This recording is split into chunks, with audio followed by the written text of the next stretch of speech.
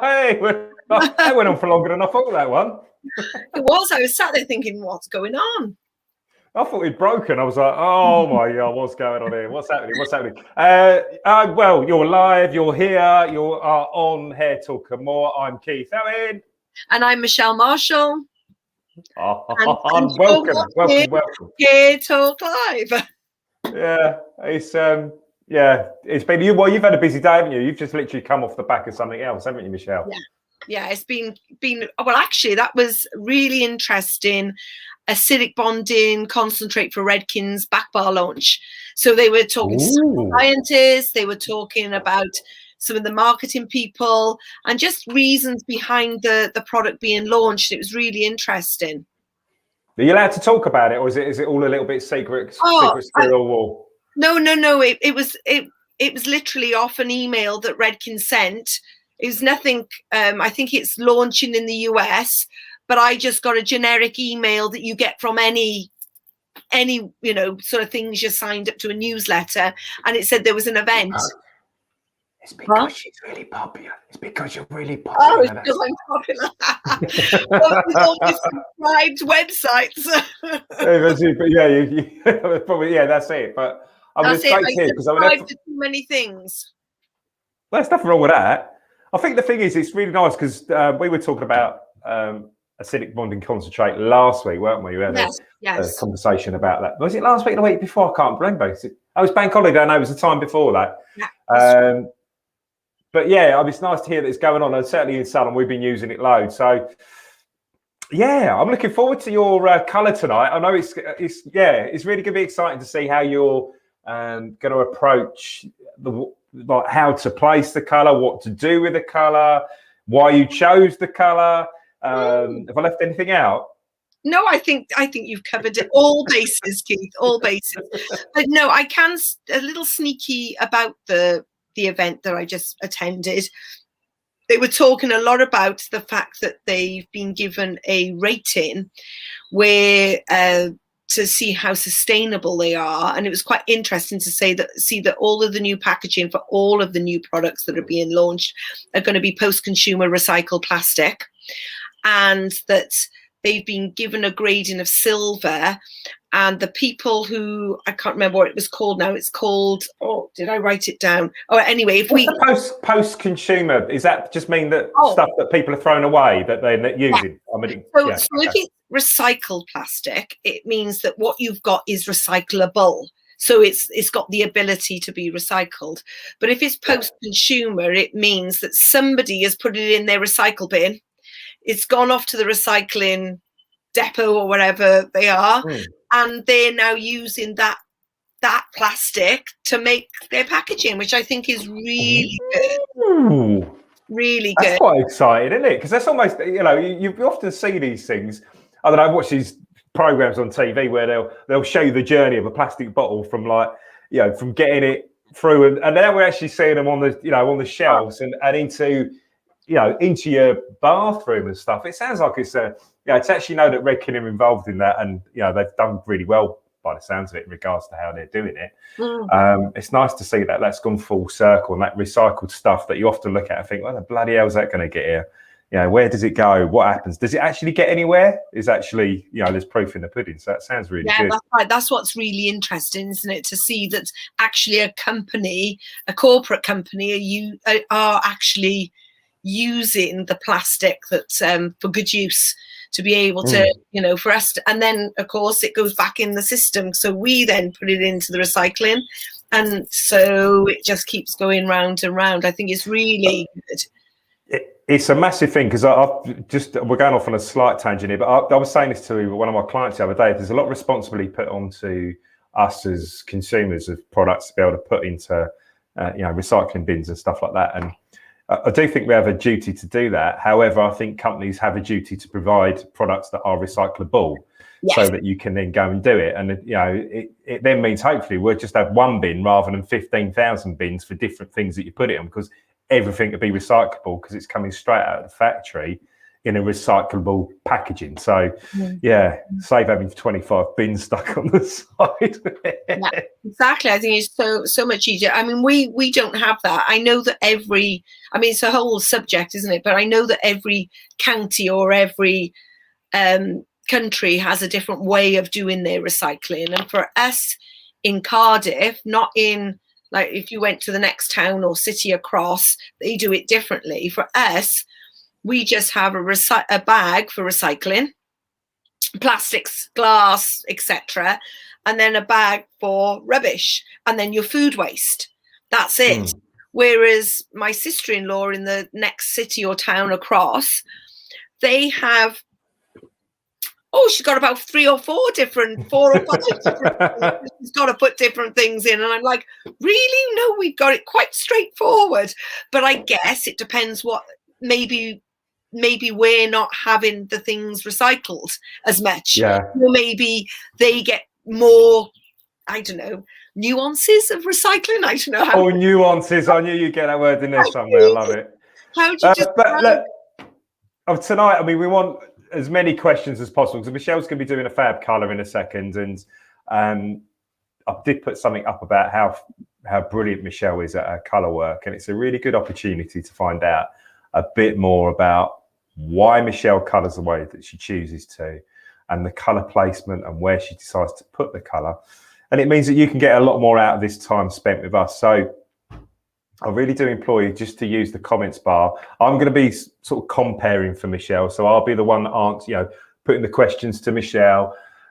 And if you're watching this sort of on a catch up or on another time zone, which I know some people do, we will get back to any comments and questions that are put up. So please feel free to ask as many questions as possible, and really, use us to be able to get more out of your sort of life behind a chair as a hairdresser, and let us help you engage more with your clients and talk more openly and clearly about what's involved and why it is you're doing what it is you're doing, so that you can charge the prices that you charge. So Michelle, is that a good enough introduction? I think that was so well said about... We just need some clapping and... Get clapping. But I think the thing that you hit the nail on the head is for people who are coming to you to know why they're paying the price that they're paying, because of what you're doing. And it's not, I get very frustrated that people think that we just slap a bit of colour on, or we just trim a bit of hair. Oh, you're a hairdresser. Oh, yeah, you just play around. Slap it on. And I really do think there's a lot of people out there. I don't, maybe not so much now. No, I do. I still think there's a lot of people out there who don't really get what we do and what we have all had to go, whether your design is your speciality, colour is your speciality, styling is your speciality, whatever it may be. I don't think people quite get what we've had to do or what is involved in doing what we do. So shall we see what you can do then, Michelle? Shall you show us some of this shag? I mean, it still makes me laugh. I did ask Michelle if she wanted a shag earlier on in the week, didn't I, Michelle? Honestly, juvenile is not the word. I know. I'm just going to try and get you in a better position so that you're, we can see more of you and less of me. I'm going to try and pull back a little bit. There we go. I've made you a little bit bigger there. I am on the trying new lighting. Now, I have pre-coloured my mannequin. However, when you actually look at it, it's the lighting's blowing it out a little bit. So I will post some pictures because it's hard to differentiate. I'm hoping I did okay with the shag haircut, Keith, because it's a beautiful shag, Michelle. I wasn't. It's like you've given it a really good hard shag. You've done on that. I wasn't quite sure. Sorry, I'm really like all over the place with my mannequin. I wasn't quite sure whether I went Bon Jovi 80s or whether I was still in the 70s with spandex. I wasn't quite sure, a bit of Kiss going on. I wasn't quite sure what I'd achieve, but hey ho, I've got a shag haircut,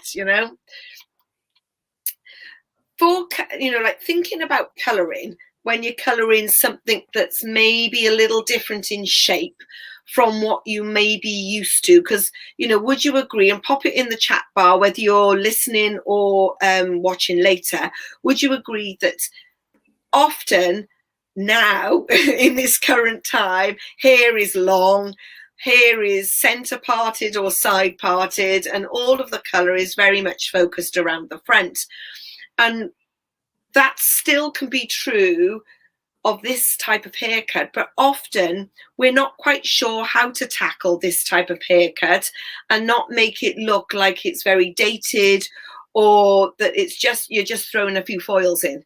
What can we do different to make this feel like you're doing something that you really want to? Often the placement is about where you place it, but it's not necessary for here. I'm going to turn. I'm not sure. Can you see the dimension there, Keith? I can see it. Yes. I mean, like I said, your lighting's it's a little bit, but it's all right. We can still see little nuances. Maybe it's just because of the nuances or the subtlety in there. So I went in earlier and put a base colour on so that I didn't have to colour a base colour and you watch me colouring the base colour. So I'll section it out and you'll see the whole idea is to take what is, bear with me, I'm going to just try and see if I can get this lit a bit better for you. There. How's that? Is that better, Keith? That's better. Yeah, that's better. Yeah. Better. The whole idea, and I'm going to drop her down a little bit into the screen as well. And what was the base colour you put on, Michelle? Just so the guys know what colour you put on as your base. I'll show you that now at any moment. I'll just get this into a line. I just wanted to talk you through it. So the base colour went all the way through the top and all the way through the back, but it didn't go where you would normally put a face frame. So I've left that out, but I've just gone through the top, and I've used 09 VG in Redken Shades EQ, and I've used 55 grams of that. But because it's a violet gold and it was going on something quite yellow, I've added in some 08 VB so that extra little bit of blue and violet into the mix is just going to allow that tone to show. So I wanted to see a slight pearlescent. I'll pop some photographs on our Facebook page and on our Instagram page for Hair Talk after, so you can see the difference, because when I took the photographs earlier, you could actually see it. And how much 08 VB did you put in, Michelle? Just 5 grams, so 55 grams to make it up to 60 in total. Yes. So that we've just got enough to add a little bit of extra violet so that you could see cool, and it didn't just, what often happens, and you may or may not agree, so pop that in again. Any questions about this, pop them in the chat bar, but you may or may not agree that often, I'm going to just bring that there a little bit. Sorry, this one just... Where's Kevin when you need him? You need Kevin in there to be your light and sound engineer. So I've gone with a new lighting setup, everybody, and I just wish I'd gone with my old lighting setup, because I've taken a risk, I've tried something new, and I'm not going to try it again. But that's the great thing, hey? Once you try something, you can always... I did test it. Well, you don't know until you try it, though, do you? That's the thing. No. And it's, it may well just be my camera. Well, also, the great thing with this is, on my iPhone, it was perfect. And I tried it on another software and it was fine. So, it's just one of those things. So when I comb it flat, you might be able to see the shape even more. So there's a veil, and that's probably easier to see when I reveal the underneath and bring it back. You can see the two tones. Yeah, got that. Got that? Is that better? Yeah. So that's good. Yeah, so that now is remained more like a beigey, pearly colour by the fact that I've added more violet to it. So those are my base colour. And then for my hairline, I want to keep it light. So rather than taking it darker and more brown on the top. We decided to keep it lighter on the top, which means the front for me on this needed to be much lighter so that it's accenting the shape. You could go darker, but I don't know. I think that would just add a lot of depth to her face, and we wanted to make sure that we kept it nice and bright so that when the haircut and the layers, move back, you can see all of this lightness really illuminating the face, but also helping with the shape so that as the texture moves, the lightness pops out. So for us to do that, I knew I needed to stay with something much lighter. So I've gone in with 010 GI. So I keep it on a 10, keep some gold in there because I'm going to use the yellow that's already in her hair. And then I've added to it, so that was 20 grams. Then I added 20 grams of clear. So I'm lightening it up again so that it's not too heavy. And then I've added 10 grams of yellow kicker because I want this to be as gold as I can. I don't necessarily want it to look natural either, because if it looks natural, then it's not quirky enough. And we can all natural colour in here. There's plenty of that going on around at the moment.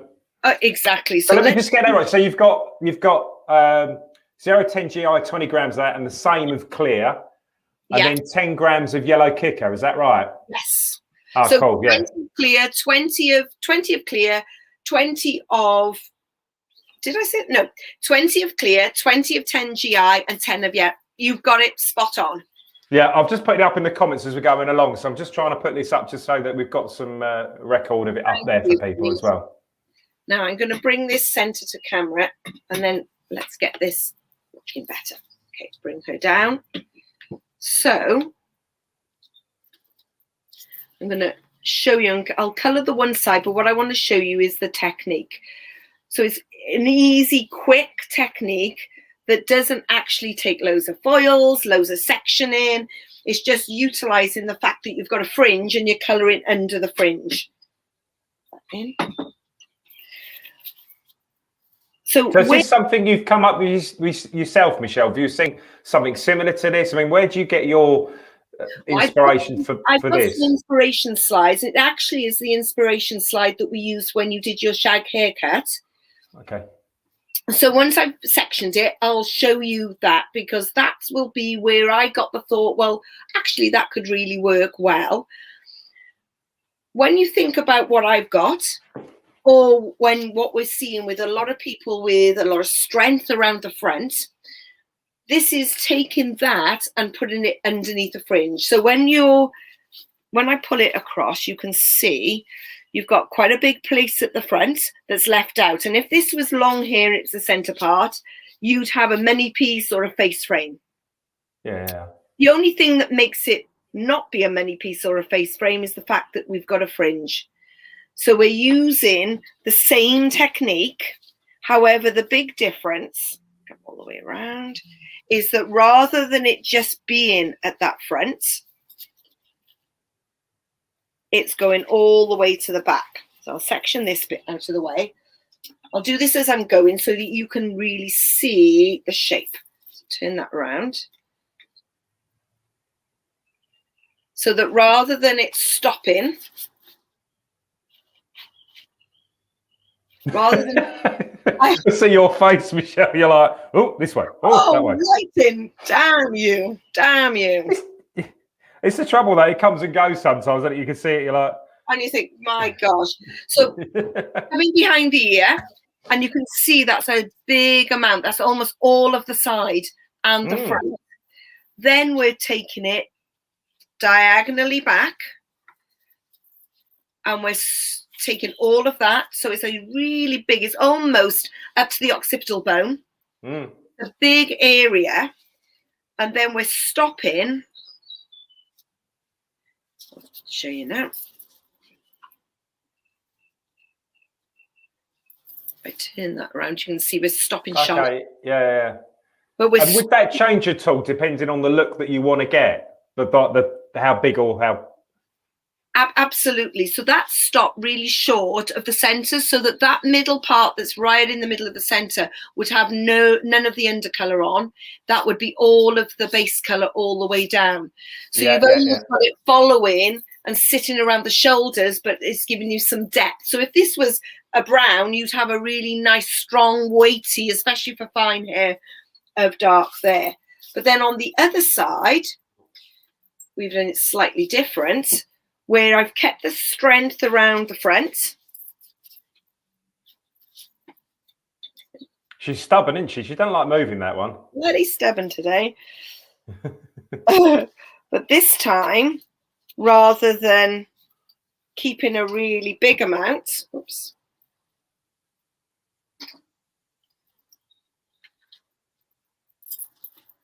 You can see as I go to the back, I've got hardly anything. Okay, yeah. So I've only got, there we are. I've only got a really small amount. So that's will just give you almost like a kiss of the color. So you can just see it, but it's mainly going to be your base color. So it's going to look more like if you were using it on somebody's hair that was naturally brown, you just have all natural brown with just these little whimsical pieces of another color poking through the sides, and then more of a focus on the front. Whereas on the other side, drop that down.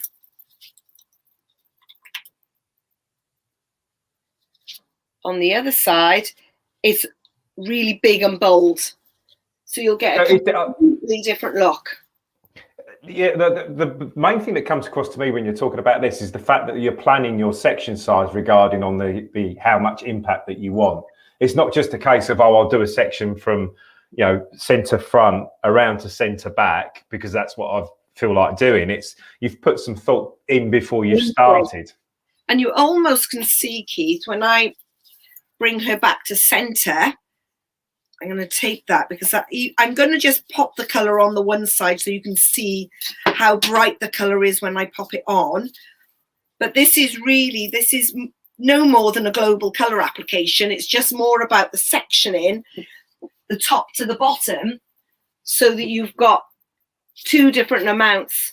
And on this particular, I think it's Gwen. I'm not sure whether it's Gwen or Pauline. Gwen's all right. She looks like a Gwen. I think it's Gwen. On Gwen, purposely, I've taken more on the one side than the other, so that rather than it being completely symmetrical, it just adds to that dimension and texture. By on the one side, she's got more of the undercolor, which will be the yellow or the gold. On the other side, she's got left. And so it'll just add a twist to it. I've got a thing with that. I mean, that just thinking from a design perspective, I'm looking at that, and the first thing I'm thinking is somebody with a parting. You know, one side that's heavier, one side that hasn't got as much hair. This would work really well, not just in a center parting perspective, but also on a, I've got 15 tons of hair this side, and I've got about 3 hairs in a knit on this side. You know, that type of technique, just from the sectioning, would work really well as well.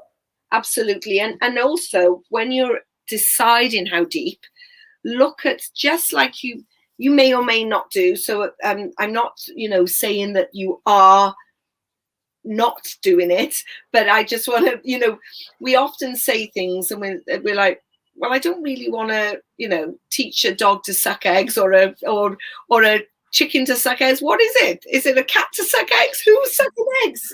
They I don't care. I just love the fact that somebody's sucking an egg somewhere. It's great. Sucking an egg somewhere. And when you're thinking of applying a face frame of highlights, you would be looking at the hairline, and you would be looking at how much hair we've got on the hairline to determine how much of that color you need to apply to make sure that it's strong enough to be able to see it. So you'd be looking at the temples to see if there's enough hair there to color, so that you would be taking it deeper if need be. You might keep it the same at the front, but it might be that you keep it deeper around there because you need enough color so that when your hair is long, there's enough blonde down at the bottom. It's not blonde at the top and about 3 strands at the bottom. Yeah, So yeah. this is very much using that same ethos, except for this time you're trying to make your fringe look more defined.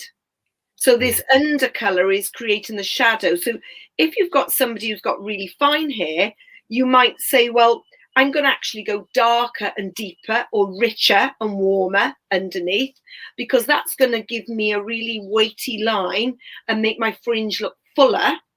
And then I'm going to keep the hair over the top, just maybe she's a natural level 6, level 7, and I'm going to keep it into that natural level on the top, but I'm going to go down to maybe a 5 or a 4 and really rich underneath. For this, we're trying to open up her eye area and work with the way that the diagonal line of the haircut automatically makes the hair move away from the face. So by putting something lighter and brighter underneath, the hair is going to look fuller and wider. So it's going to allow for it to mirror the haircut rather than absorb all the light. No, like when we go dark, I love dark and sultry, but it absorbs all the light, doesn't it? So it makes it just look very heavy around somebody's face. And that's cool if that's what you want. But for this, we want to open it up and make it look brighter and wider. I'm thinking Claudia Winkleman when you say that. Yes, absolutely. So I'm going to work on the one side and just show you my application. And it's no more than a global application, but there's a few little hot tips I've got that I can share with you. If I was to apply the base color at the same time, I will have sectioned, and at the moment I'd have all my base color on. So I'd put that on, get that all out of the way so that I'm not worrying about hair dropping down. It's all nicely sealed away. I probably would seal it and have a foil underneath here so that everything can lay back and on the foil. And then I would start on the front. I wouldn't start here, because then again, I'm getting color on the face. I'm starting to get into problems. I'm having to move it back and forth. But if you start at the back and work from the back, and I'm going to take the product and put a line in with the product, because this is going to be the same color that goes all the way down, but I'm putting a line in, so I've got my section. That's helping my sections to stay separate. Okay, so by applying the color on, then that's just it's just making it, it's keeping it apart from the pre-colored bit that you've already done, and it makes it nice and clear for you, rather than, because sometimes if it's not.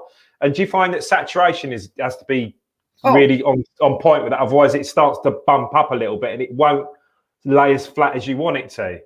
Absolutely, saturation, for the coloring process, to make sure you get the right results and to make sure that you're holding all the hair in place.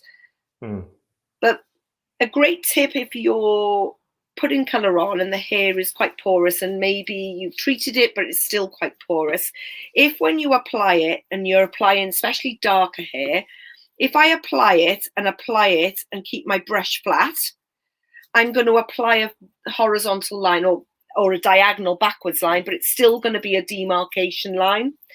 And then by the time you apply all of that and you come back to apply the ends, you've already got a line you're trying to remove when you put the next lot of color on. And if the hair here is more porous and not as in great condition, that's not going to take as well as the hair here. So you'll end up with more of a hotter root type of situation. So what I always do is apply and flick back, apply and flick back. So you've got a really nice light brush movement, and it means the product that's sitting here isn't at the same level. It's slightly disheveled, so that it allows you to have, not a line that you're putting in. So it's the opposite. You haven't got a line.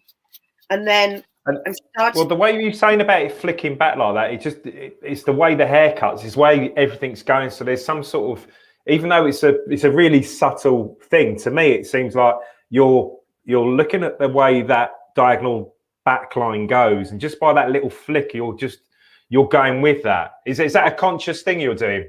Yes, because I'm working with the line. So I'm working with the shape of the hair and the shape of the cut.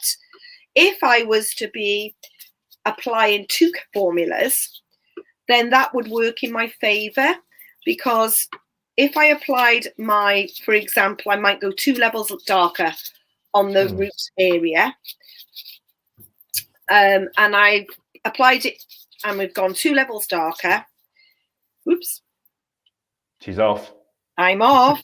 Spinny, spinny. 2 levels dark. 2 levels dark. 2 levels darker, and I apply it with my little brush. It's like in, out, in, out. So I'm almost tapping the root and pulling back, tapping the root, pulling back. Because I'm pulling back towards where I am, my root will naturally be diagonal.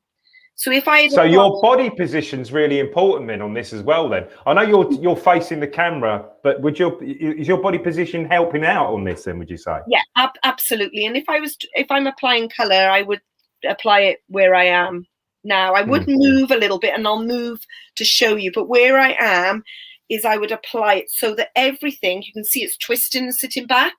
So the next section, pull it back. And these are really important things, Michelle, because I said often, we go on about people slapping colour on. Oh, we just slap it on and stuff like that. But you've done so much before you've even started this. You thought about section size, obviously colour choice, and then your body position, and then just a little nuance with the flick of the brush and everything like that. I mean, these all make a massive difference. And these take your work from one place to another. So that the way your work looks, the way your guest or your client perceives you is huge, because they can see how much time and effort you've gone into your thought process and how much you care about what you're doing for them. Yeah, and I think it's really important to actually tell them your thought process, because it's okay having these thought processes, but if you don't tell your clients, they just take it for granted. You're just slapping a colour on. So yeah, you need to tell them, definitely. Can you see now? I've worked. I already had some color here, and I don't know whether you can pick it up. The camera might not be good enough to pick up, but if I tilt it in, can you see there's saturation right near the root area, but it's quite soft and feathered just after. So if that was a level 6, I'd have a level 6 here, but I'd have a real soft feather already. So if I then went in with my yellow formula, it would be much easier for me to blend it, because I've already got an uneven, dishevelled or distracted line. So would you work, and I might be asking you a daft question here, so would you then work from the tips up to the root to blend out? Does that make sense? You would. Yeah. So let me finish, apply that there. And tell me if I'm getting ahead. You might be saying this in a second, Michelle. But I'm just thinking if I put that there, but exactly what you're saying. So I've got that all nicely, softly feathered. If I then took my colour and went right up to here, I'm then going to pull all of that root colour down, and I'm going to end up with a hot mess of 2 colours here. A hot mess. A hot mess. It's going to be, because then your one formula that you wanted to stay isolated as a shadow on the root, your other formula that you wanted to stay isolated down the ends, somewhere they've got to blend together. There's got to be some merge of the 2 formulas. So if you start already at the top, you're pulling that into that colour. So you'll end up with this 3rd colour. By the time you get here, it's all a blend of it all. Yeah. So quite rightly, as you said, I would start at the ends with my isolation of my colour. And then I know as I move nearer to the top, I've now got 1 formula, 2 formulas, and I've got a little area I can blend together. Yeah. And then you can merge them. Yeah. It's so important that, and like I said, like you just said a second ago, these little things that you're doing do make. It's almost like, I don't know. It's going from like the high street to the couture to the high end. It's these subtleties that make the difference. You can go and buy an item of clothing from Next, but then you can go to Alexander McQueen where it's all hand stitched, and different materials are used and things like that. And this is a little bit like that. You're not just slapping it on; you are finessing every single bit that you do, so that it's an expensive color application. Yeah, absolutely. And you can see I've now moved a little bit nearer, but I'm still working back. So I'm working everything I possibly can away from the face. So it just means that it's saving you so much hard work if you've got color already. Because if traditional application, which we were all trained when we were training or still being trained to apply the hairline first before you apply anything else, all the way around the edge, all the way through your hot cross bun, or there's a few other terminologies that I've heard, but you apply that first. By the time you've moved the hair backwards and forwards to do these sections, the color will just traveled onto the skin. There's no way of stopping it. But if you don't do that and you start at the back and apply your hairline when you're applying your sections, so I'm now on that section, so I'm now going to apply the hairline. I'm not going to have moved it because it's going to sit really nicely on top of the other colour. All the other hair that's already coloured is just going to sit on top of that. And then I'm going to do exactly the same. Pull back.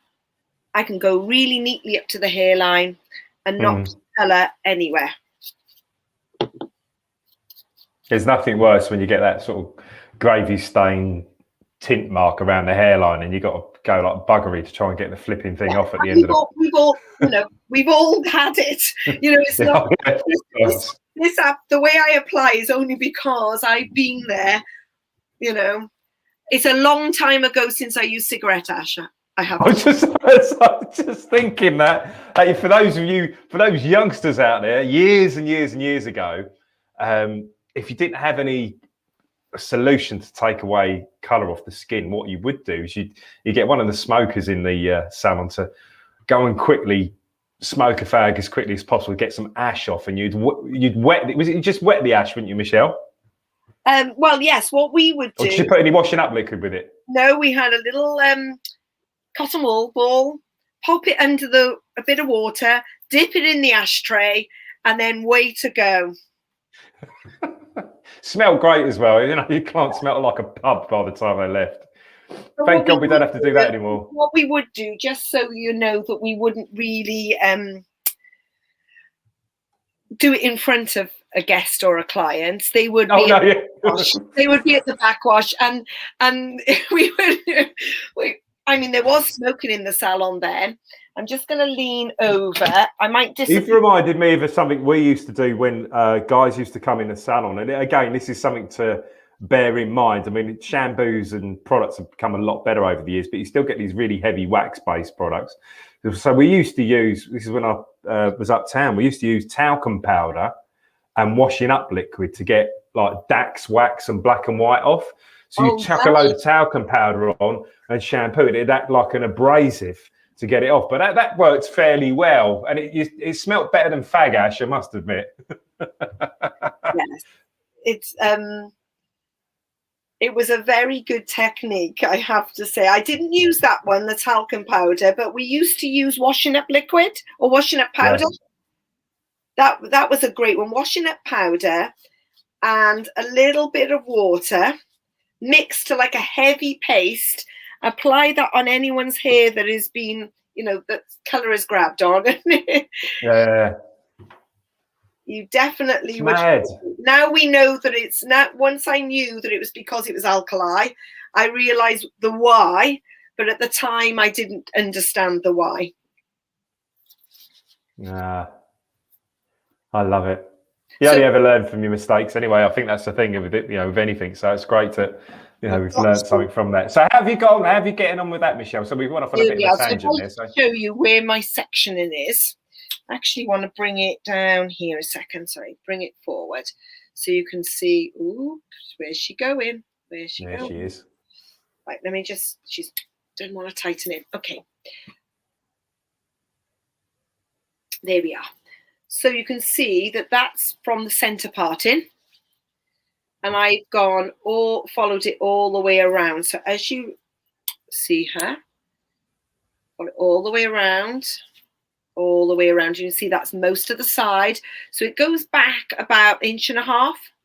Then it's most of the side up to the curve of the head, and then you're dropping down, down, down. For this one, I stayed quite high because I wanted quite a bit of colour behind her ear. So I kept it quite high before I really started dropping down. And just before, it's into the nape, but it's just before the centre back, because I still want a little bit of dark to hang in the middle between the two lighter areas so that we've got a nice bit of weight. Then that would be my base formula, whatever that may be. And then on the other side, I would have gone in exactly the same, but with just much less of it. So it's still high on the front, but then it drops right down behind the ear. So there's not that much behind her ear. It's just enough to just say that I've got a bit of colour there. And when I tilt it back, it's almost, the amount you're looking at is almost when you're lifting somebody's hair. You know, when somebody's wears the hair up and they want to have just a row of highlights and at the neck. Yeah. To cover it. When you lift this back, you'll see that all she's got, apart from the side, move the side out of the way. All I've got is just enough that is just as if it's just her hairline's been highlighted. So that's the amount you're wanting to see if you just want a subtle amount of colour popping through. This is a great technique. I mean, this we've used on the Shag haircut, but this is a great technique if you've got somebody with longer hair that would like to try something traditionally as blonde or traditionally as brunette and has some highlights and wants to try a little bit of something else in their hair. You can just add that little bit into the back, and you could just follow it through with a small amount underneath the fringe. So it doesn't have to peek through a lot. It could be that it just, as you move your hair around, you can see a little bit of something underneath. It's a great, safe way of trying it. I mean, here we've gone full on, but you can still adapt it for somebody who may be a little bit more nervous of trying colour. It's a great way of getting. I think, you know, it's really weird, isn't it? It doesn't matter what you do round the back, but as long as people can see round the front that something's happened, they're like, "Whoa, it's really different." So you can apply the smallest amount of colour in the right place. We're talking colour placement. And it makes the hugest amount of impact. And it's often, you know, one of the things that clients say to me with long hair is like, I want something different, but I don't want any layers. I don't want anything cut into it. So, yeah, that's what I'm maybe advising going down the fringe route, to have a little look and see what options they could do with a fringe or a bang area, so that, you know, they're getting that, oh, it looks really different, but they've still got everything that they want. So, you know, I think colour technique like that, it allows you to grow, you know, from something quite small to as bold as you want it to be, and really easy. It sounds like it'd be a really easy one to, oh, we've gone big this time, let's make it a little bit smaller. Yes. You know, so you could adapt it. And I think that, you know, because it's underneath and it's not on the top, you can keep it fairly natural. You know, you don't have to. If you're somebody who really enjoys and embraces color, you could have a bold color on the top and you've got two bold colors. But I think this is a great way of introducing people to some color, and especially now people are going with more I mean, the Shag haircut, I mean, since you did your haircut demo and we've been talking about it a lot more, I've noticed the amount of people on Instagram who are embracing this sort of haircut, that it's going to be invaluable, because we're going to have, it might not be just yet, but we're certainly in the next couple of months are going to have a lot more people interested in doing something a little bit different. And, you know, I've got a centre parting, but this is taking it from away from that centre parting and doing something slightly different with their hair. Yeah, I think it's a really good thing. I think it's just moving long hair on enough onto something else that's still safe and still long, but moving it on. Certainly for me, it's I love balayage. Looks so pretty. It looks gorgeous. It does look. It is very wearable hair. but I'd like it to move on just a little bit. And I think, our clients love it. And it's really difficult when you've got something that does look really pretty to get them onto something else. And yeah, this is a really good way for us as hairdressers to evolve, but also to evolve our clientele and keep them interested in what's happening next, where things are going, what options they've got, and how safe it is to do it without the committance of, God, we've got to try and strip this color out, or we've got to re-highlight, or whatever else you've got to do to change it. It sounds like it's a really cool way of dipping your toe in, but such a way of expanding on that as well. Yeah, absolutely. And I couldn't agree with you more. I think, as you said, for balayage and highlights with a root melt and everything is so wearable. That's why it's not gone anywhere. Yeah, it does look really beautiful, and that's the annoying thing about it. If it looked hideous, you'd be like, oh god, but let's just go on with something else. But when something does look good, yeah, but it's like an old pair of shoes. You don't want to have to wear them all the time. You want a new pair of shoes. You want a different, something different next time. Hairdressers love a bit of hair to cut off or colour. That's So when somebody's like, "Oh, can I have a new style?" We're like, "Hell yes!" Don't tell me to cut it like, "Oh, I want a complete restyle," and then you tell me you want to have a trim. Well, I ain't doing it. I'm my blades ready. You're like with a strop, getting it all ready and wearing. So, anything else you want to add with that, colour? Because I really love that technique, Is there Michelle. any questions that have come up from you, Keith? Not at the moment, but I think, like I said, if people have got some questions they want to pop up at some point, then just pop them up on there. And I think, it's a great opportunity to find out a little bit more about some of the things that we do behind the chair. And especially when you've got somebody that's as talented as Michelle in regards to colour knowledge, colour placement. I've got all Sean Connor. Sean, yes, best money penny.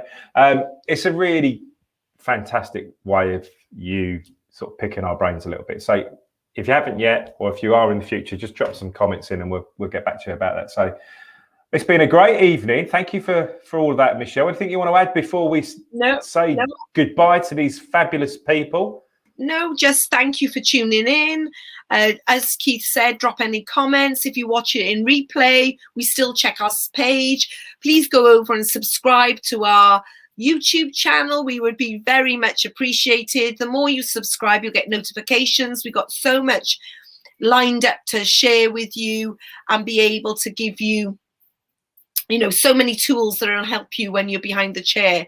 And I know Keith's got something that he's going to bring in as our next week. Have you got next week's? Is that little card that you've got? Is that our yeah, well, no. I've posted something up tonight, so I'm going to give you a little flash. I went to talk about... No, don't flash too much. No. Yeah, so I'm going to talk a little bit next week about... I'll put up a little thing on my... like a little 10-minute thing about hair loss and baldness and balding and all that type of stuff. So we're going to have a little chat about that next week. About polishing it up, getting it all looking all right. But join us next week for that. We'll talk a little bit more about that and what's going on there. Thanks for joining us now. And we shall see you guys next week. Same time, I think. Yeah? Same time, same place, 6 p.m. Take care. Thanks, guys. Thank you. Thank you. Oh, dear. I love it. I love it, Mish. Let's just do this bit before we go.